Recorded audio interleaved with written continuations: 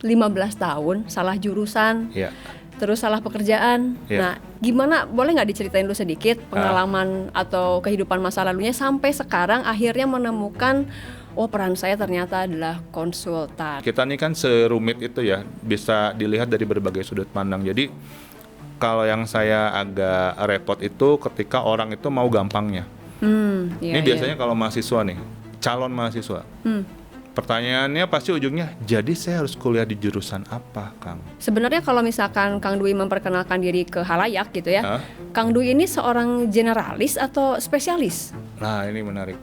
Jadi sebenarnya saya nggak pernah mikirin ya, saya generalis atau spesialis. Cuman gara-gara diundang ke podcast ini, saya jadi mikir, iya ya. Iya ya. Kalau ditanyain saya jawabnya apa? Apapun potensi kamu, bakat kamu, peran kamu, kalau jalannya kebuka untuk ibaratnya manfaat kamu maksimal di spesialis atau generalis, ya pilih di mana kamu bisa bermanfaat dengan maksimal. Bakat itu bukan skill ya.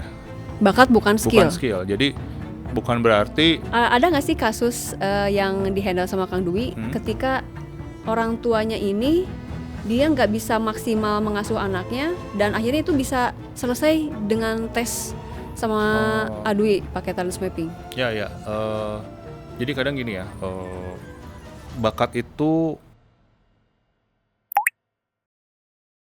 Hai, selamat datang kembali di Parenting Labs. Kali ini saya mengajak seseorang, siapa ya? Seorang ayah, seorang suami, dan seorang ahli di beberapa bidang yang kalian perlu tahu.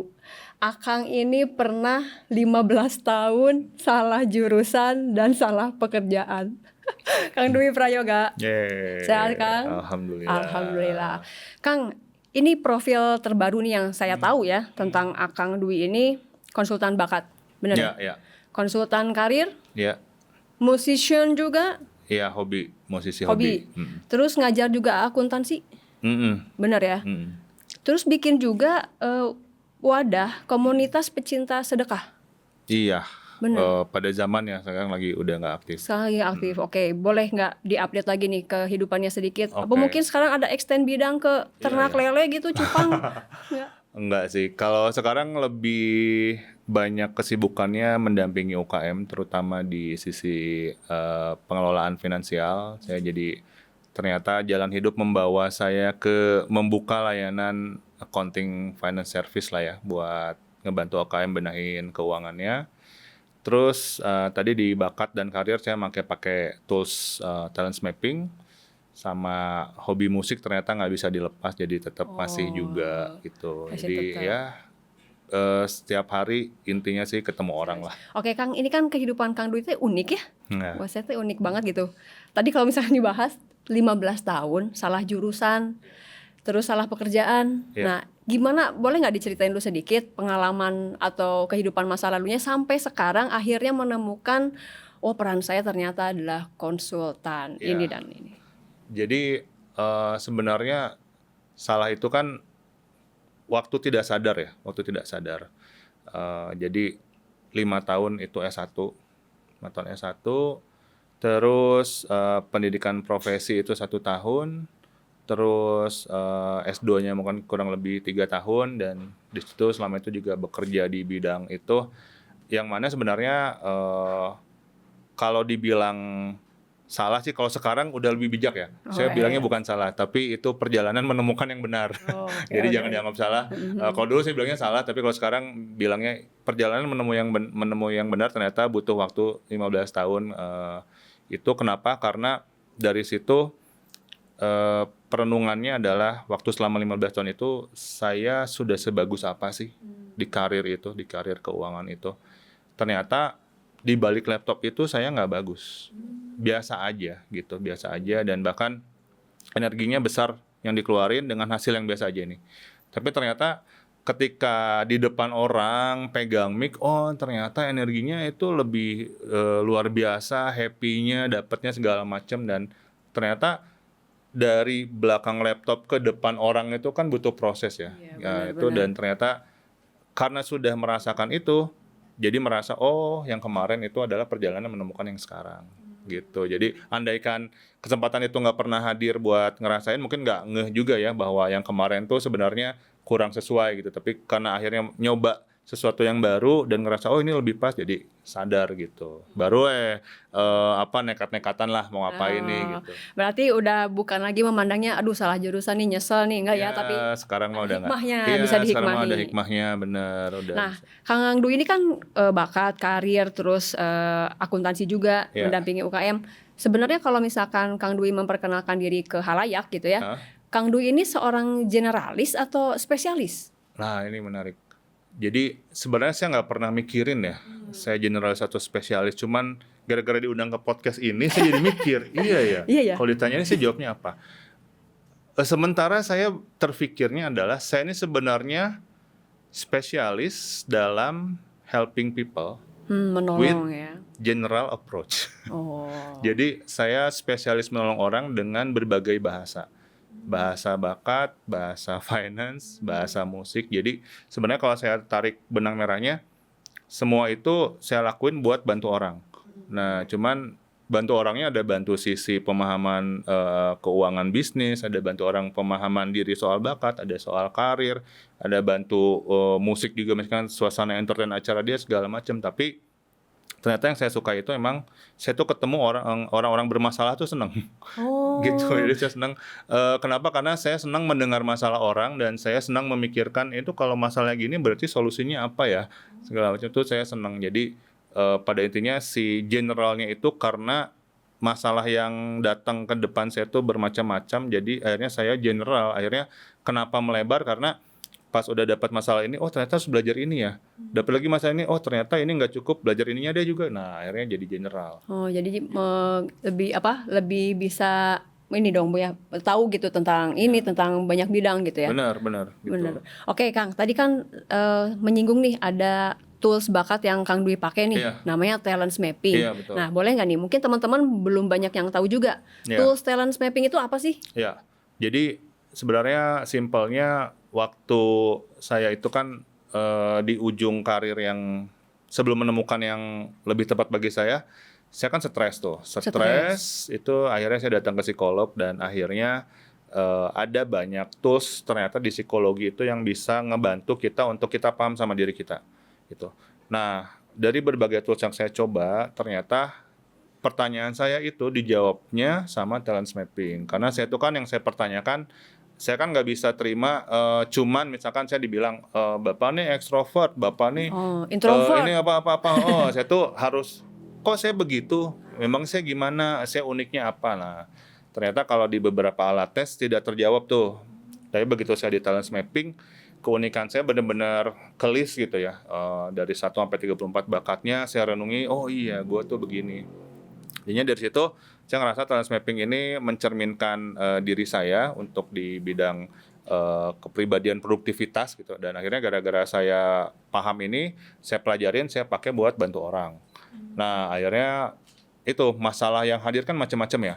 Akhirnya saya kembangin lagi tuh si tools talent mapping ini, saya kembangin lagi, saya bikin career mapping namanya gitu ya, metode saya Turunannya sendiri. gitu ya, turunan dari. Saya kembangin lagi. Ibaratnya kalau di talent mapping tuh kan saya banyak menjelaskan deskripsi orang ini, kamu tuh begini. Tapi kalau di career mapping saya lebih ke saya nanya.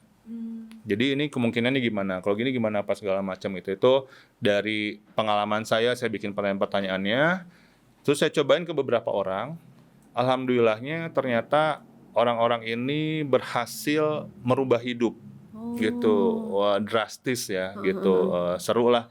Jadi yang namanya konsul kalau udah bicaranya karir ya, apalagi kalau orang usianya udah di atas 30-an yang konsul, itu biasanya air mata lah ya, berlinang ya gitu, karena udah penuh dengan ketakutan apa segala macam. Dengan asam garam ya gitu. Jadi ya alhamdulillah sih dari talent mapping itu saya bisa bantu orang di bidang pemahaman bakat dan karirnya gitu. Talent mapping Kang tadi disebutin ada 34 bakat Iya, betul. yang yang tersebut gitu ya di talent mapping. Iya. Berarti sebenarnya 34 bakat ini kita punya semua atau gimana Kang? Iya.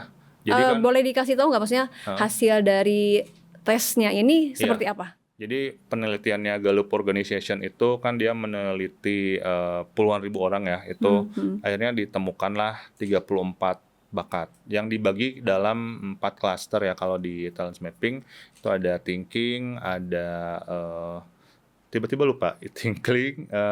Thinking bawahnya itu yang tentang kerja pokoknya, terus influencing sama relating.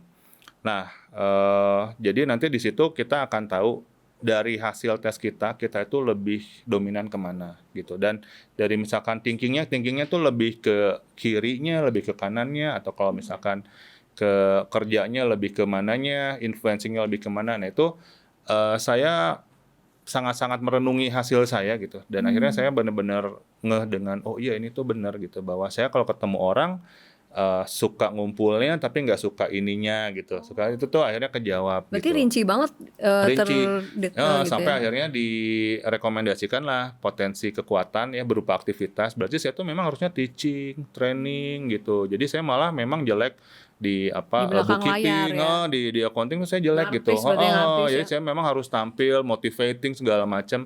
Akhirnya saya cobain, saya nggak bisa denial gitu. Akhirnya orang tuh memang termotivasi loh sama saya gitu, bisa bisa berani resign, bisa Berani resign menemukan. orang sampai. Saya ya bagi saya sih bukan prestasi ya, cuman ternyata kunci orang supaya hidupnya berubah tuh salah satunya harus berani resign ya. Untuk beberapa kasus ya, dan saya dalam pengalaman saya sudah beberapa kali ngedorong orang buat resign dan mereka akhirnya berubah setelah itu. Nah itu dengan cara saya menganalisa hasil si talent mappingnya gitu. Oh gitu. Nah, ngomongin soal bakat ya Ayah, ada bakat, ada minat. Iya. Nah sebetulnya bedanya apa sih? Betul. Jadi itu kalau di career mapping saya bedakan. Jadi talent mapping kan kita udah tahu bakatnya, tapi kita belum bicara soal minat. Jadi kalau minat kan sesuatu yang kita sukai ya, bahwa bakat saya mendukung saya untuk mempunyai peran sebagai trainer, sebagai teacher, sebagai motivator. Nah, minat ini saya nih trainer di bidang apa ya? Gitu. Bidangnya ya. Di bidang pengembangan diri, accounting, dengan di bidang tanaman, misalnya kan beda, gitu. Nah, jadi minatnya tuh kemana? Jadi ketika kita menentukan karir, memang harus pahamnya bakat dan minat, gitu. Nah, ini biasanya nanti akan saya bedah tuh dari satu minat itu berapa peran yang mungkin. Oh, Gitu. jadi satu minat, Dari satu bidang. misalkan gini, minatnya accounting. Berarti kan perannya ya bisa akuntan, bisa dosen, bisa auditor, bisa penulis buku misalnya, bisa content creator, bisa apa. Nah, itu kan banyak tuh. Oh, cabangnya banyak Dari lagi satu perannya. minat, gitu. Atau dibalik, dari satu peran ini bisa berapa minat yang mungkin. Nah, itu tuh kita Nah ngobrol. itu aduh itu kayak gitu. Iya. Perannya mungkin Betul. cuma beberapa tapi bidangnya Betul. banyak. Akhirnya kan dulu yang paling berat itu ketika saya pindah itu kan saya sadar, saya harusnya jadi trainer ya. Cuman kan yang pertanyaan besarnya, saya trainer di bidang apa? Saya itu akan diundang sama orang ngomongin apa? Nah itu tuh yang berat. Karena kan tadinya bertahun-tahun di balik laptop nih. Iya, iya. Sekarang disuruh ngomong, saya ngomong apa ya? Nah itu membrandingkan itu, Iya, menyiapkan itu yang berat gitu. Nah itu perlu saya bisa bantu karena saya udah ngelewatin itu gitu. Jadi sharing ya pengalaman hidupnya yang dulu, Iya. jadi bisa di-sharing ke Betul, orang. karena udah ngalamin jadi saya tuh enak kalau Iya, benar-benar. orang baru ngomong, aduh saya salah kerjaan 3 tahun nih, bisa, bisa, masih bisa. Jadi terus, tapi saya hati-hati itu sama umur sebenarnya. Oh iya. Jadi kalau yang konsul ke saya itu Gen Z ya, umur 20-an, saya pasti kepret itu dalam artian, alah lucu Iya. ya bisa, yuk berani resign lu Gen Z nih, sekarang. Gen Z nih. Resign ayo dong, masa nggak takut gitu. Tapi kalau udah di atas ini ya. 30, paling tua itu yang konsul ke saya 42 atau 40 berapa lah 40-an. waktu konsulnya udah lagi di umur segitu. Itu saya nggak bisa tuh pakai metode. Iya. Jadi ibaratnya kita harus realistis gitu. Menyesuaikan ya sama bahkan lawan kalau bicara. itu saya bilang jangan resign dulu ya Pak. Jangan resign dulu Pak. Ya, Iya. kita siapin ini dulu, nanti perlahan gini, jadi lebih realistis lah. Oke Kang, tadi kan ngomongin bakat nih ya, bakat, minat. Kalau talent mapping sendiri sebetulnya bisa untuk usia berapa Kang? Ya, sebenarnya kan itu metodenya pernyataan ya, harus memilih skor dari pernyataan. Jadi di umur ketika anak ini sudah paham maksud dari pernyataannya apa dan dia bisa memberi skornya gitu. Jadi biasanya sih mungkin paling cepat SMP ya. Rekomennya minimal ya, usia SMP. Betul. Oke. Terus kalau misalkan ada nggak sih bakat gitu ya, orang dewasa yang konsultasi ke Kang Dwi, terus dia ngerasa kayaknya saya bakatnya nggak gitu deh Kang gitu. Oh, ada. Banyak. Nggak banyak, cuman beberapa kali itu kerepotan menghandle orang. Waktu itu ada profesinya ustazah lah ya. Ustazah. Itu pas dijelasin denial terus. Oh gitu. Gitu. Jadi saya agak kerepotan, cuman memang pasti ada aja sih ya, masih ada aja. Dan sebenarnya ketika itu terjadi artinya juga memang antara dianya sendiri yang tidak paham dirinya sehingga dalam menjawab pernyataan pun jadinya salah gitu. Gitu. Atau memang kadang-kadang ada yang orang lebih merasa paham dirinya malah gitu, jadi ngerasa hasilnya nggak gitu Nggak segala sesuai. macam. Iya gitu. Jadi akhirnya tapi kalau dirunut maksudnya begini-gini biasanya ketemu gininya gitu. Terus kalau yang kayak gitu nemu klien kayak gitu gimana dong meyakinkan? Sebenarnya akhirnya kita bedah. Kalau saya kan gini, ibaratnya kan bahwa ini kan hasil dari klien sendiri ya. Jadi saya kan mau membantu dia untuk memahami dirinya gitu. Jadi ketika ini itu banyak nggak sesuai, kalau saya bedah gitu. Kok bisa nggak sesuai? Terus kenapa denialnya kenapa? Yang beda mana aja? Bahkan kalau saya sering akhirnya buka teorinya gitu. Bakat ini tuh gini mana yang nggak sesuainya apa. Nah, jadi sampai ujungnya kalau terpaksa banget saya sih ya adalah hitungan jari itu saya minta ulang. Asesmennya diulang. Asesmen diulang. Nah, pernah saya tuh yang asesmen yang kedua itu saya temenin biasanya. Jadi pas ngisi itu ada saya. Gitu. Jadi Coba supaya jadi pas setiap pernyataan dia nggak ngasal gitu kan. Ini gini. Nah, baru yang pas kedua clear tuh. Gitu, ada aja sih. Nah, terus kalau dari talent mapping ini bisa ketahuan nggak Kang? Mana yang orangnya kamu kayaknya tipe generalis nih. Kamu tipe spesialis nih, itu bisa ketahuan juga nggak? Oke, sebenarnya kalau dari pengalaman saya sih generalis atau spesialis itu kan pilihan ya, pilihan. Apapun bakat kamu, apapun potensi kamu bisa memilih jadi generalis ataupun spesialis. Jadi based on pilihan. Nah, cuman sebetulnya kalau menurut saya tidak perlu direncanakan. Jadi pokoknya dengan kita tahu potensi kita itu, kita berusaha menemukan bentuk terbaik dari diri kita. Nah, apakah menjadi spesialis atau generalis itu melihat perjalanan kita nanti. Gitu. Waktu kita berusaha menjadi versi terbaik, jalan apa yang terbuka? Jadi spesialis atau jadi generalis gitu. Kalau memang seperti saya, terbukanya jadi generalis gitu. Ya udah, karena gini, kalau saya pribadi itu untuk menjadi generalis yang sekarang itu by proses secara dunia juga secara doa ya gitu. Itu saya sudah kok yang namanya ingin memilih satu tuh sudah gitu. Sudah berdoa segala macam untuk ditunjukkan saya di sini apa di sini ya Allah gitu. Ceritanya akhirnya saya sudah memilih Prem. Saya udah milih. Gimana saya spesialis di keuangan UKM aja deh. Kayaknya petunjuknya ini nih. Besoknya dapat proyek talent mapping. Bukan nih, sama Allah ditunjukinnya saya spesialis talent mapping berarti. Besoknya dapat proyek keuangan. Akhirnya dua-duanya ya Allah siap. Siap. Ya, siap. Akhirnya jalanin dulu aja gitu bagi saya karena ternyata ya ketika saya mengorbankan misalkan saya milih keuangan bisnis, saya nggak di talent mapping.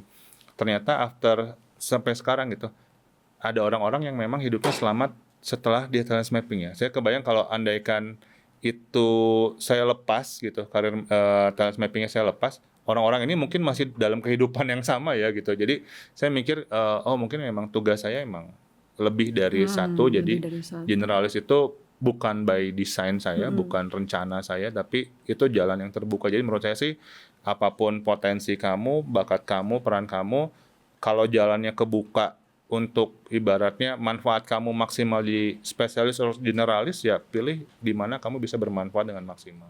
Jadi kayak harus paham kode gitu ya, kode dari Allah ini mau ambil nggak nih gitu.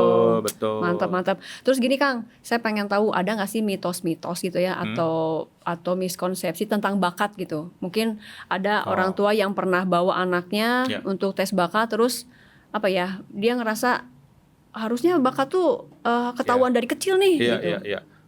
Kalau saya ngerasanya gini, orang jadinya males berproses. Kalau saya sih selalu meyakini proses mengenal diri itu proses seumur hidup ya. Ya, benar.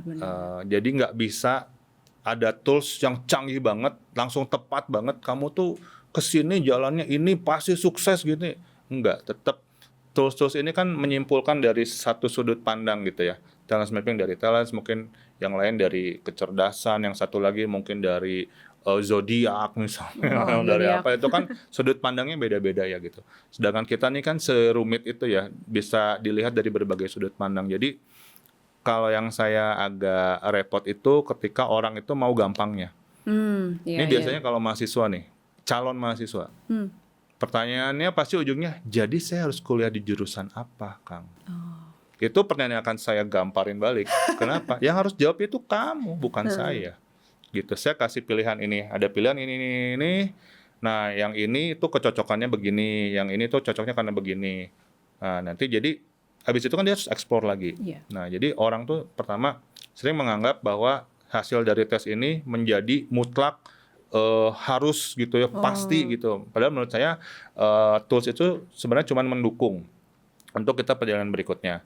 Nah, terus juga orang tua itu seringkali mau instan ya. Jadi anak saya tuh harus kemana apa-apa. Jadi mungkin dengan kecanggihan teknologi itu orang tuh maunya serba cepat, instan gitu. Benar. Padahal menurut saya untuk memahami diri kita itu banyak cara ya. Banyak cara, dan menurut saya yang paling akurat itu kan kita mengeksplorasi diri sendiri dulu ya. Gitu. Kenapa? Karena ketika kita sudah mengeksplorasi diri, alat tes ini akan memvalidasi. Oh iya, ini tuh yang saya rasa, oh di alat tes ini namanya ini ya, bakatnya ternyata gitu. Nah, terus yang namanya pemahaman diri kan nggak bisa cuman kita dan alat tes. Iya. Ada juga yang orang lain lihat kita nggak tahu. Ternyata orang lain yang lebih tahu, wih kamu tuh punya bakat gini loh. Nah, itu kan juga masuk.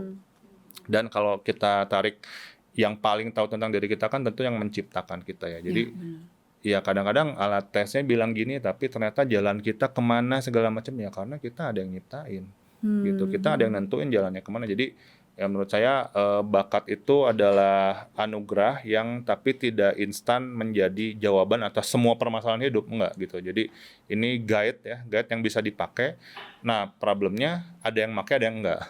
Bakat Iya. nih, ada yang ada juga yang berpandangan nggak usah pakai bakat, yang penting kerja keras gitu. Nah, itu, Ya saya juga benar. nggak mau menyalahkan gitu. Tapi kalau bagi saya bekerja keras di hal yang kita bakatin itulah kita yang terbaik gitu. Kalau kita kerja keras di bidang yang kita nggak bakatin, masih ada peluang kita menjadi lebih baik. Tapi kalau kita kerja keras di bidang yang kita bakatin, ya itu kan kita jadi maksimal gitu. Nah, mitos-mitos kayak gitu sih menurut saya sebuah apa ya? Saya nggak pernah debatin gitu ya. Saya terima aja, dan itu akan menjadi pilihan sih bagi orang mau pakai bakatnya atau tidak. Menurut saya tidak ada kebenaran yang mutlak harus seperti ini. Jadi selama bermanfaat bagi kita, pakai, jalanin. Tapi kalau enggak berdosa juga kok ninggalin teori-teori yang mungkin menurut kita nggak sesuai gitu. Berarti sebetulnya tools bakat ini ujung tanduknya konsultannya ya, Ayah. Maksudnya kalaupun itu dibaca mandiri oleh klien pun kan belum tentu Betul. belum tentu masuk. Saya harus bilang iya karena memang satu tools, satu hasil, tapi beda yang ngebacain itu bisa beda pemahaman. Betul. Karena juga si konsultannya kan juga punya penafsiran sendiri, punya pengalaman sendiri gitu. That's why kalau saya lebih senang ke karir, ke anak muda dewasa ya, karena saya itu kan tersesatnya di zaman itu. Jadi saya tuh pengen ketemu saya waktu muda. Kenapa? Karena waktu saya tersesat, saya susah banget cari orang gitu. Saya bingung, nih saya gimana ya karirnya, ngobrol ke siapa ya, itu benar-benar bingung gitu. Nggak ada banget orang yang bisa disamper. Jadi saya tuh pengen ketemu orang kayak saya di waktu muda gitu. Nah, kalau teman-teman saya itu lebih ke apa ya? Lebih soleha lah ya gitu. Jadi lebih ke kliennya mungkin uti-uti, aki-aki gitu ya. Kalau saya pernah dapat klien itu artis FTV, terus ada orang tatoan lah, pernah dapat klien kalau perusahaan tuh agensi kreatif gitu ya. Jadi saya sih lebih pengen ketemu orang-orang yang di dunia itulah ya, di dunia kreatif gitu, supaya tidak terkesan bahwa tools ini cuman buat orang yang apa ya, yang soleh aja gitu, Mhm enggak ya. mhm Jadi saya mhm. malah pengen Semua ketemunya kalangan semua berarti ya? kalangan itu bisa dibantu kok gitu sih. Ada satu lagi Prem, kalau mitos itu bakat itu bukan skill ya, Bakat bukan bukan skill? skill. Jadi bukan berarti saya berbakat analytical misalnya gitu. Terus berarti saya jago matematik, enggak juga. Bukan berarti saya nomor satu saya communication, berarti saya jago public speaking, enggak. Jadi kalau bakat tuh potensi. Oh, jadi sebetulnya ya tadi ya yang Adwi udah jelasin bahwa analitik itu bisa dipakai di bidang segala Ya bidang, gitu, bener ya? betul itu. Jadi dari bakat ke skill itu ada proses dulu kan, Oh, tunggu, gitu. apa kan bakat sama skill? Skill itu kan keahlian ya. Ya betul. Nah, apakah Bakat tuh potensi. bakat potensi? Mm-mm. Apakah berarti kalau keahlian itu udah pasti bakat atau gimana, A? Belum tentu. Belum tentu. Ya jadi gini, bisa aja seorang itu ahli walaupun nggak bakat. Hmm, Bisa aja orang itu berbakat tapi dia nggak nggak ahli. ahli. Bisa. Jadi sebetulnya dua-duanya yang kedua ini bakat sama skill ini memang harus digabung atau? Iya, enaknya kita punya bakat dan kita mengasahnya supaya menjadi skill. Nah, sehingga skill ini akan jadi misalnya gini lah, Prem misalnya nggak suka ngomong, saya suka ngomong, kita ikut pelatihan public speaking dengan trainer ternama gitu. Itu kan otomatis hasilnya kan beda ya. Yang bikin beda itu kan bakat kita sebenarnya. Jadi dari bakat ke skill itu mungkin Prem butuh effort 2 kali lipat dari saya supaya punya kemampuan public speaking yang bagus misalnya. Sedangkan saya karena berbakat, saya lebih mudah gitu. Nah, tapi kita waktu belum ikut training ini sama-sama belum punya skill ini gitu. Jadi dari potensi menuju skill tuh ada yang harus dilakukan dulu. Oh gitu. Oke, berarti tadi mitos ya. Ada 2 mitos nih yang tadi dijelasin sama Kang Dwi, bahwa yang pertama itu bukan berarti ketika udah kita tes bakat Iya, itu langsung kita kebuka. langsung udah pasti di situ Iya, gitu ya. iya betul. Padahal tadi ya jalan-jalan dari Wah, Allah itu kan bisa iya, terbuka dari mana aja. betul, betul. Terus tadi yang kedua berarti bakat itu Bukan bukan skill. skill. Betul. Dan Tapi itu potensi. tapi potensi. Iya. Oke, itu tuh teman-teman. Jadi kalau misalnya kita udah cobain tools apapun ya, Iya. nggak hanya talent mapping, jangan kita berhenti di hasilnya aja. Betul, Karena betul. tadi bagus banget nih Adwi bilang bahwa yang namanya proses mengenal diri itu proses umur hidup. Betul. Bahkan kita Betul. udah jadi emak-emak, bapak-bapak aja masih mengenal diri betul. ya. Karena memang manusia itu yang paling tahu tentang kita cuman yang di atas. Iya benar banget sih. Kita nggak bisa ngeklaim kita paling tahu. Kalau ditanyanya manusia yang paling tahu tentang kita mungkin kita sendiri. Tapi kalau di dunia ini siapa yang paling tahu? Ya pencipta lah. Terus selanjutnya Adwi ini sebagai konsultan bakat ya. Nah kan udah ada anak juga nih. Ya. Anak berapa? 2. Laki-laki 2, Ya. cewek ada siapa? Cowok dua-duanya. Cowok dua-duanya. Ya. Kepake nggak sih keahlian Adwi memberikan konsultasi ke orang lain? Ya. Itu kepake ke anak juga nggak? Ya, kepake dalam versi saya ya, karena kan saya memang tidak menjuruskan spesialisasi saya ke parenting ya. Oh. Tapi karena saya tahu ilmu ini, kalau bagi saya orang tua itu tugasnya kan memberi fasilitas dan kesempatan untuk anak mengenal dirinya sendiri. Gitu. Jadi yang saya lakukan ke anak itu cuman memberi itu aja dulu gitu. Jadi saya nggak mengharuskan anak tuh bisa sesuatu, atau bahkan kadang kalau saya sih nggak terlalu mikirin anak belum bisa ini, belum bisa itu segala macam, karena nanti pas nyobain yang lain tahu-tahu bisa apa gitu. Jadi kalau bagi saya kayak it's okay lah gitu, nggak bisa ini tapi nanti dia bisa itu. Anak saya tuh kemarin main drum di sekolah, Berapa sekolah. tahun? Umurnya berapa? 7 tahun. 7. Kelas 1 SD kan. Kelas 1 SD. Satu-satunya yang main drum di sekolah. Oh. Gitu. Itu saya nggak pernah ajarin main drum. Tapi Bapaknya? dia les gitu. Saya tuh nggak mengharuskan gitu. Tapi tahu-tahu bisa. Gitu. Tahu-tahu dia bisa main drum ngiringin satu lagu gitu. Padahal saya nggak pernah ajarin, saya nggak pernah ada sesi, ayo gini ya mukul apa, nggak pernah. Tapi dia bisa, ya itu saya pikir kayak ya memang mungkin ada bakatnya, mungkin apa, Mhm. jadi santai aja sih kalau saya Jadi gitu. nggak akhirnya, "Wah ini anak bisa nih harus Ah, dilesin kecut, nih oh segera langsung ayo nih." latihan Enggak ya, nggak gitu 2 ya? jam setiap hari Mhm apa-apa, mhm. enggak sih gitu. Jadi membiarkan dulu dia Biarin dulu aja, eksplorasi dengan banyak, iya, minat, bahkan banyak saya minat. kasih alat musik segala macam. Ini keyboard, dia tertarik, kalau gitar nggak terlalu, ini bass, bahkan, saya ada alat DJ apa, dia main-main gitu, saya kasih-kasih Oh, gitu aja. dikasih kesempatan lah ya. Heeh, nanti dia akan milih sendiri menurut saya sih. Terus tadi balik lagi ke tes bakat, tes bakat itu kan berarti ketika orang-orang itu udah menganggap itu adalah keputusan final, Mhm berarti sebetulnya kan dia tidak, apa ya, tidak berkembang sebenarnya, iya nggak sih? mhm. Tidak membuka dirinya untuk mencoba hal baru, gitu nggak sih? Iya, kalau Ketika ini kan hasil tesnya nih, ya, "Oh ini tuh saya tuh, kayak harus kayak gini nih hasilnya, saya komunikasi," berarti mhm, ya udah berarti apapun bentuk komunikasi dan itu mungkin persepsinya dia hanya di depan layar komunikasi itu, jadi dia mengejar nih, yang mmm, namanya public speaking lah iya atau iya MC lah yang di iya depan-depan, padahal iya nggak selalu iya, kan ya? jadi kalau bagi saya si tools ini tuh talent mapping tuh petunjuk jalan lah, peta kan, map kan. Map ya, Heeh, heeh. ada banyak kan gini, kita kalau mau tahu jawaban sesuatu kan lebih enaknya kita mencoba dulu ya.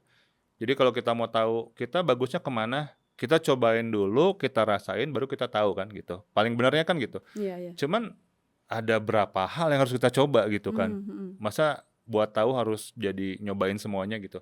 Nah, Maps ini ngasih tahu, lo tuh antara public speaking atau apa atau apa atau apa gitu. Nah, jadi pas kita udah tahu Maps ini memang tugasnya adalah kita mencoba. Saya itu waktu dulu, Coba, mhm. eee, di personal branding-nya saya munculnya communicator, motivator, edukator. Mmm. Saya tuh nyoba dari jadi MC, jadi storyteller karena saya suka anak-anak waktu itu. Mmm. Saya, dapat job sekali main di ulang tahun, anak teman saya.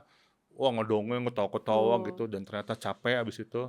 Saya nge-MC wedding itu alhamdulillah di beberapa gedung di Bandung dan Jakarta. Terus saya akhirnya jadi, moderator pernah segala macam. Tapi ternyata pas jadi trainer baru kesentuh, "Oh ini," Yang gue gitu. Heeh, ini banget. yang gue banget, ini yang kalau di advance mapping istilahnya 4E, enjoy, easy, excellent, earn. Apa tuh? Enjoy itu kita ngelakuinnya, suka gitu ya, Menikmati gitu ya? nikmati. Easy itu kita ngelakuinnya juga mudah, Cepet gitu ya? heeh, hasilnya bagus Mmm. dan, earn itu diakui orang, kita dapat penghasilan misalnya, Mhm kita mhm. diapresiasi gitu. Nah 4E saya ternyata ngajar, di Ngajar dan trainer. tadi memajukan Orang orang lain, ya? iya, dan ternyata saya tipikal orang yang, tampil jadi semakin banyak peserta semakin semangat. Oh Ada orang gitu. yang semakin sedikit semakin semangat gitu, dia lebih Heeh. sukanya ngajar personal, ada. Intim ya? Ya intimate gitu, Oh kalau tapi kalau saya Adwi lebih seneng lebih seneng makin kelas banyak? besar Oh gitu, gitu. Jadi kalau kelas beda besar ya saya itu lebih aja ya? heeh, itu aja udah kan bagaimana saya tahu? Ya saya ngalamin. Saya Oh. ngalamin ngajar kelas private 5 orang Mhm. dengan 50 orang, 100 orang, Heeh, oh beda, energi saya feel-nya lebih beda. heeh, feel-nya beda. Oh gitu ya? Gitu, heeh, itu kan nyoba ya, Iya gitu. iya Jadi iya. nggak berarti setelah talent mapping beres, selesai masalah hidup Mhm, saya, nah enggak itu. gitu. Nggak, jangan sampai kayak gitu ya, maksudnya Iya, jangan sampai kita akhirnya mengunci mengunci betul diri kita ada di situ. betul, gitu. Wow, ini keren banget ya, aduh ngomongin soal bakat. Kalau talent mapping itu sebetulnya selain untuk mengasah atau menggali diri, Mhm. bisa dipakai untuk apa lagi ya? Maksudnya dalam Oh, konteks, bakat iya iya dan skill tadi, iya. selain itu apa lagi? Kalau saya pribadi, pakai buat ngekonsulin couple ya, pasangan, Couple, mhm, oh pasangan, terus, partner bisnis. partner bisnis. Ya, jadi kadang-kadang orang mau berpartner Heeh, atau ini baru cocok mau nggak nih gitu? berpartner, heeh, itu bagi perannya gimana sih di bisnis Mmm, ini, mhm mhm. sama tim. Oh boleh ceritain nggak, mungkin yang konsul tadi pasangan Iya. atau, tim gitu? Jadi menariknya, masalah di relationship itu sebenarnya kalau dari pengalaman saya masalah utamanya itu komunikasi.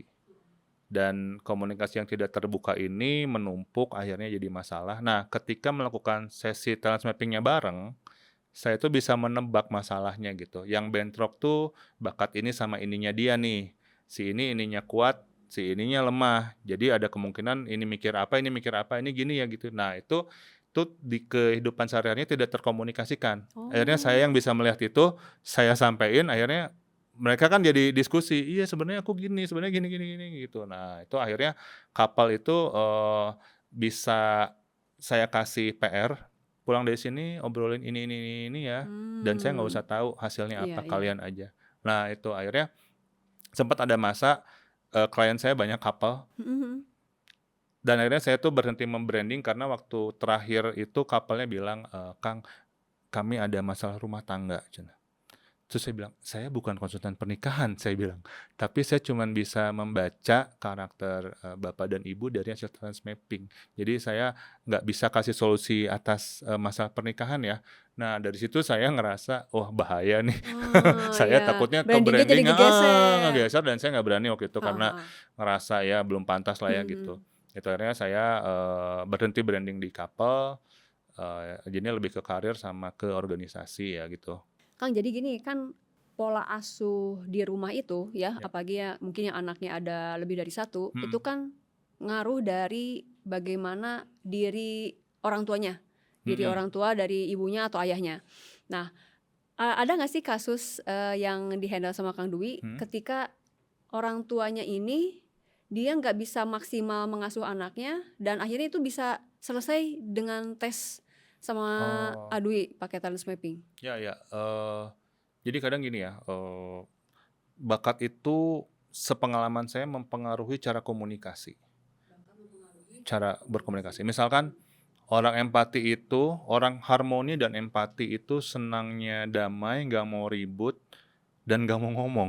Ngomong, "Ah, ya udahlah Iya, ya," jadi, gitu ya? ditambah communication-nya bawah lagi gitu ya. Mhm. Jadi maunya dimengerti, diem, Mmm. nurut, tapi sebenarnya di dalam hatinya banyak pergolakan gitu ya, di Oh. pikirannya riuh gitu ya.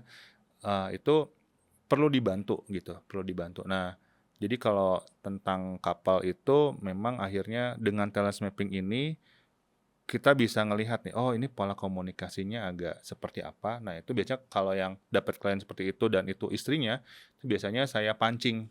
Oh, iya iya Kalau iya. orang yang communication-nya di bawah, harmoni, empati di atas itu kita akan pancing tentang yang dirasain Mhm. apa sih, sebenarnya yang diharapin apa sih Bu, selama ini udah sesuai harapan atau enggak, mananya yang belum, apa, sampai nanti, kalau saya bisa menebak keinginan ibu ini apa gitu ya, saya punya pengalaman dulu ngekonsul couple suami istri itu di restoran gitu ya, di satu meja, dan saya sudah bisa cukup yakin bahwa yang diinginkan oleh istri ini adalah keluar dari pekerjaan. Itu taunya gimana, Maksudnya dari hasilnya udah Iya, kebaca gitu? dari hasil itu kebaca ini, apa ya, dia menyimpan banyak gitu ya, Oh. banyak, masalah gitu ya. Saya pancing, keluarnya dikit, sampai akhirnya, saya tuh punya bakat self assurance namanya ya, saya tuh bisa yakin sama apa Mmm. yang saya rasain gitu. Jadi pas saya udah denger itu saya yakin, ini pengen resign nih si Ibu ibunya nih, heeh. tapi nggak ngomong-ngomong, jadi saya udah pancing, nggak ngomong, akhirnya udah kami makan, pas ujung makan saya bilang, "Pak, ini atas nama ibu, saya minta izin Pak," saya bilang, "kayaknya ini ibu pengen resign, tolong izinin ibu resign Pak." Begitu saya ngomong itu, si istrinya Ya langsung nangis oh. di meja situ. Si suaminya lihat istrinya nangis langsung, Bunda nggak apa-apa kok, Bunda mau resign nggak apa-apa, ya boleh kok, boleh." Nangis-nangis gitu. Jadi, setelah itu akhirnya resign gitu ya, dan sekarang ya kebetulan berteman di sosial media dan saya bahagia melihat kehidupan rumah tangganya menjadi harmonis ya, yang saya lihat sekarang. Saya nggak lihat dulu kan, saya nggak follow ya, jadi nggak tahu dulu seperti apa, cuman sekarang jadi mereka kompak kemana Mmm. mana gitu, bisa apa ya, bikin aktivitas bersama yang seru di keluarganya gitu. Jadi sebenarnya dari hasil itu saya akhirnya bisa apa ya, lebih ke menebak aja sehingga nanti, mancing orang biar buat bisa komunikasiin apa yang dia rasain gitu. Seru ya. Berarti, buat menggali diri sendiri bisa, buat pasangan Bisa bisa, buat apa partner lagi? partner bisnis Partner partner bisnis. bisnis Nah itu itu boleh ceritain nggak? ya, partner bisnis itu ada yang, beberapa kali ya partner bisnis itu. Kan gini, kita kalau mau bisnis enakan sama yang sama dengan kita atau sama yang beda ya? Yang sama ininya ya, kalau saya mungkin Karakternya, yang sama atau yang beda? yang sama tujuannya kali ya? Iya, tujuan sama tapi karakternya sama atau beda? Karakternya kalau saya sih kadang-kadang ya, kadang-kadang Ah, enak, kadang-kadang jadi kalau dari pengalaman saya kalau mau bisnis itu enakan sama yang beda. sama yang beda. Kenapa? Kita saling melengkapi Iya iya iya iya gitu. iya iya. Kalau misalkan kita sama-sama nggak enakan. Mmm, mhm mhm. Saha nu rek Dibentok nagihna engke, ya? heeh, gitu. Gitu. Jadi saya pun di bisnis sekarang kebetulan dapat yang beda, langsung saya ambil tuh pas saya lihat, Oh, langsung wah ieu beda jeung urang, iya iya gitu. iya. Langsung ambil dan alhamdulillah, ya pasti ada gesekan-gesekan tapi alhamdulillah jadi masalah-masalah yang saya nggak bisa handle, bisa di-handle sama partner saya gitu, Mhm gitu. mhm Nah mhm. jadi dari situ, biasanya kalau orang belum tahu hasil trans mapping-nya kan ketika beda, itu gesekan terjadi. Sesama owner Oh, tuh akhirnya nggak saling mengerti, pecah ya. heeh, pecah, asumsi itu yang Iya paling iya. bahaya kan asumsi. Iya Kita iya sebagai bener. manusia suka asumsi. Mhm. Tapi kalau kita udah lihat hasilnya, "Oh kamu teh gini, oh saya teh Mmm. gini, oh pantesan nih kita teh gini-gini nih, oh berarti kita harus gini ya." Nah, jadi kita enak kerjasamanya. Oh. Ya udah kamu ininya, saya ininya ya, gitu. Mhm mhm. Gitu Jadi ada dan pembagian peran yang jelas juga iya, akhirnya punya di peran dalam yang bisnis jelas itu. dan akhirnya kita tahu kalau ada konflik kita harus ngapain, gitu. Oh. Jadi, eee ya balik lagi ya, pasti problemnya tuh di komunikasi, Iya, komunikasi gitu, cara heeh, tadi karena ya bakat itu misalnya orang analitikal, mhm. dia kalau ngomong pasti nyerocos, nyecer, Mmm. "Kenapa nggak gini, kenapa nggak gitu?" "Ya gini aja, nah tuh gitu lah," gitu. Sedangkan orang nggak analitikal dia nah sih ditanya, "Nah sih lobana teu percaya kitu ka Imut urang," pisan sih gitunya, asumsi kan iya iya gitu. iya. Jadi ketika udah ketemu, oh saya tuh punya partner orang analitikal, jadi kalau saya ngobrol sama dia, kasih reason di depan, Mmm. "Prem, ya teh karena hujan dan, suaranya akan masuk ke kamera, mending kita break dulu." Mhm mhm mhm. Nah, kan bisa terima ya Iya gitu, misalnya terima. Oh terima iya, heeh, bener bener, artikelnya. make sense Tapi itu kalau banget. misalkan, geus lah, break heula nya, tapi saya nggak ngasih tahu reason ya tuh, kan makanya, "Kunaon break heula?" Nah. Gitu. Itu kan sebenarnya cara komunikasi aja, saya harusnya kasih reason-nya di depan. Nah, dari Oh. transmapping kan kita bisa tahu Mhm begituan. mhm. Oh iya itu saya tuh kalau apa-apa harus ada alasannya tuh. Naha naha Nah naha heeh, gitu. jadi nggak cukup, "Urang di jalan," "Jalan mana?" Heeh. Nah, orang analytical tuh jalan mana, "Jalan layang," "Jalan layang nah ya tilu," nah, jalan mana kan gitu kan. Liar ya cenah. Wah oke buat partner bisnis apalagi tadi? Kalau bisnis sama tim. Tim tuh gimana maksudnya? Tim tuh gini, kita nih satu perusahaan misalnya atau satu divisi kan pasti ada perbedaan tuh dan balik lagi itu asumsi ya, Sama berarti ya. yang membunuh itu kan asumsi bahwa, akhirnya kita bilang, "Ah maneh mah rese ah, nggak asik apa," karena kita nggak Mmm. saling kenal bakatnya. Tapi begitu kita tahu, nah sebenarnya bisa kalau HRD-nya paham kita bisa mengantisipasi, "Oh si ini bakatnya gini tapi job desk-nya ini maka akan ada kendalanya di sini." Gitu. Oh Mmm. si ini dengan si Anu, dia pasti bentroknya di mana, oh ini nggak bisa kerja sama bareng karena ini beda bakatnya di mana segala macam. Nah itu bisa diantisipasi cari solusinya gitu kalau buat tim. Jadi setelah itu jadi lebih enak. Dulu di pabrik ada satu cewek uhti, duduknya di ujung paling belakang, Mhm tugasnya nginput persediaan barang. mhm. Bakat nomor satunya tampil. Wah Kebayang nggak? kayaknya stres ya? Akhirnya setelah di-transmapping-in, Heeh. pengumuman, sosialisasi, apa-apa dikasih ke dia. Jadi dia walaupun di Oh. belakang dia akan ada saatnya dia tampil ke depan, dia mengumumkan, "Ya teman-teman jadi mulai besok kita akan gini-gini," dan dia itu berbinar-binar dan dia Oh. bilang, "Setelah transmapping saya bisa merasakan Pak teman-teman ngelihat saya. Mmm. Kalau saya lagi di depan teman-teman tuh ngelihat saya karena mereka tahu saya suka tampil," gitu. Tampil. Tadi ya Misalnya 4E tadi ya. heeh, Dia gitu. akhirnya menemukan, ternyata tuh senang di Iya, oh ternyata depan. solusina kieu we, geus we ieu, solusiasi balik ke si ieu, gitu. Jadi kan bisa Wih, ketemu keren banget. gitu-gitunya. Iya benar keren keren keren. Memang kan kalau perusahaan itu yang Mhm, bermasalah selalu dari keuangannya? ya. Kalau pengalaman saya sih, masalah perusahaan itu 4M ya, ini juga baca 4M? di buku pelatihan gitu. 4M tuh man, method, money, machine. Mmm, Jadi kalau antara manusianya yang bermasalah, manusia. kalau enggak metodenya, Mhm, sistem ya gitu.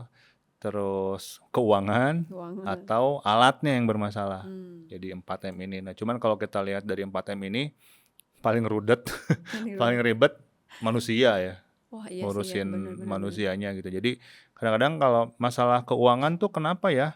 Ya karena si manusianya nggak mempersiapkan plan misalnya, Mmm, nggak clear niatnya apa segala macam gitu. Jadi yang 4M ini sih biasanya, cuman kalau udah menurut saya kalau masalahnya keuangan tuh sayang ya, kalau misalkan man-nya udah, bagus. bagus, metodenya udah ada, mesin udah siap, terus market udah nerima, kalau masalahnya di keuangan sayang banget sih dan itu terjadi di Terjadi beberapa perusahaan, gimana tuh? jadi Yang datang ke kami biasanya sudah berjalan, beberapa sudah laku, sudah bagus pasarnya, tapi pernah ada yang datang itu mau dijual aja perusahaannya. Mau dijual, Mau dijual padahal udah karena bagus. udah bagus. Jadi istilahnya waktu itu dia bilang, jualan teh payu tapi duitnya eueuh Kang, cenah hutang loba, cenah. Udah saya bari jual aja sabaraha nya.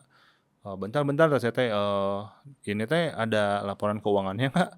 Belum ada cenah. Ya udah we kita bikin dulu akhirnya. Setelah dibikin baru ketahuan ternyata posisi uangnya itu habis di gudang, di persediaan gitu. Jadi kita atur manajemen persediaan dengan lebih baik, kita keluarin barang segala macam. Nah akhirnya bisa utangnya kebayar, profitnya ada, dan akhirnya sekarang bisa maju perusahaannya, nggak jadi dijualnya gitu. Gitu. Itu jadi masalah-masalah keuangan itu biasanya diawali dengan tidak adanya laporan keuangan Tidak ada atau laporan tidak keuangan. mengertinya owner terhadap laporan keuangan. Jadi laporan keuangannya ada, tapi belum tentu sesuai, belum tentu berkualitas. Terus karena nggak ada yang ngerti, jadi ya dianggap mengacu ke sana atau kadang-kadang cuma formalitas doang. Nah itu tuh jadi masalah. Berarti kalau tadi kan money-nya tuh, Mm-mm. kalau misalkan money-nya bermasalah, Hmm. konsultasinya keuangan. Ya, Kalau man-nya yang bermasalah, ya bisa, bakat. betul. Jadi kadang-kadang ya beberapa kali klien keuangan saya tuh akhirnya talent mapping buat timnya juga. Jadi Gitu. ya tadi ya perusahaannya juga sehat, bagus gitu ya. Gitu, Oke, betul. oke, oke. Oke Kang, terakhir nih, coba kasih dong pesan-pesan buat teman-teman semua yang mungkin masih bingung sama dirinya sendiri, nggak tahu arahnya mau kemana, nggak tahu bakatnya apa, apalagi sampai keahliannya juga, pokoknya buntu gitu, boleh Iya, nggak? oke. Ya, jadi terkadang masalah hidup kita itu hadir karena ketidakberesan kita sama diri sendiri, karena ketidakpahaman kita sama diri sendiri. Nah, sekarang gimana caranya kita lebih memahami diri kita sendiri? Cara pertamanya banget itu bukan dengan tes, assessment, konsultasi atau apapun, tapi cara pertamanya itu adalah kita bertanya pada yang menciptakan kita. Gitu. Jadi kita berserah pada jalan terbaik karena dia yang paling tahu apa yang terbaik buat kita. Gitu. Jadi kita berserah, minta petunjuk gitu, kemana kita harus melangkah. Dan yang kedua kita bisa mengamati ya. Jadi bukan sekedar melihat, tapi kita mengamati hidup. Kalau kita melihat itu bisa sambil jalan, bisa sambil lari gitu ya. Tapi kalau mengamati itu kita harus berhenti untuk tahu apa-apa aja sih yang sedang kita amati itu. Jadi kita mengamati diri, kasih waktu diri untuk kita mengamati, kita merunut lagi, oh masa kecil kita seperti apa, oh saya begini karena apa, oh dulu ada kejadian begini, begini, begini. Nah kita pahami diri kita dengan mengamati itu, baru kita bisa lakukan tes. Kenapa? Karena dengan kita sudah mengamati diri, nanti kita lebih memahami diri, tes ini harusnya memvalidasi apa yang kita pahami gitu. Dan juga ditambah dengan kita bertanya atau meminta masukan dari orang lain, karena seringkali ada hal yang orang lain lihat tapi kita nggak lihat gitu. Jadi dengan 4 cara ini kita harusnya menemukan petunjuk. Nah setelah dapat petunjuk, action. Jadi Action. percuma tahu tapi nggak Iya, ngapa-ngapain. iya benar. Iya gitu. Jadi Sepakat. paling beratnya justru di sisi action ini. Kenapa? Karena akan penuh dengan experience, tantangan, rintangan gitu. Mungkin kita jadi paham, oh saya dulu menemukan passion saya di trainer itu setelah jadi MC dulu. Saya jadi MC ternyata pulangnya kok ada nggak happy-nya, ada nggak enjoy-nya. Kenapa? Oh ternyata saya orangnya developer, pengennya memajukan orang lain, bukan memandu acara. Nah itu kan harus dialami dulu, dengan action dialamin dan kita renungkan kembali, baru kita bisa lebih paham lagi. Balik lagi nanti doa lagi, ya Allah kayaknya pengennya nge-trending, nanti jalannya terbuka lagi, jalanin lagi. Makanya saya bilang akhirnya proses ini proses seumur hidup. Kenapa? Karena kita bisa menangkap petunjuk, menjalani proses, tapi yang paling tahu yang terbaik itu tetap yang di atas. Maka selamanya kita akan berserah terus dan kita nggak pernah tahu nanti jalan apa lagi yang terbuka. Nah akhirnya kita memahami diri itu seumur hidup ya, karena kita ini manusia diciptakan oleh Sang Maha Pencipta, jadi kita kembaliin semua ke atas. Masya Allah, jangan takut untuk mengenal diri, menggali diri, karena tadi perjalanan mengenal diri itu seumur hidup. Terima kasih ya Dwi atas Sama-sama, waktunya. Buat Teh teman-teman Prem. yang mau lebih mengenal Adwi atau langsung nih konsultasi apa, bakat, keuangan atau yang lainnya bisa follow apa Ya. Dwi Dwi Prayoga. Dwi Prayoga disatuin atau Iya, Dwi disatuin Dwi Prayoga. Dwi Prayoga di Instagramnya. Oke, sampai jumpa di Parenting Live selanjutnya. Terima kasih.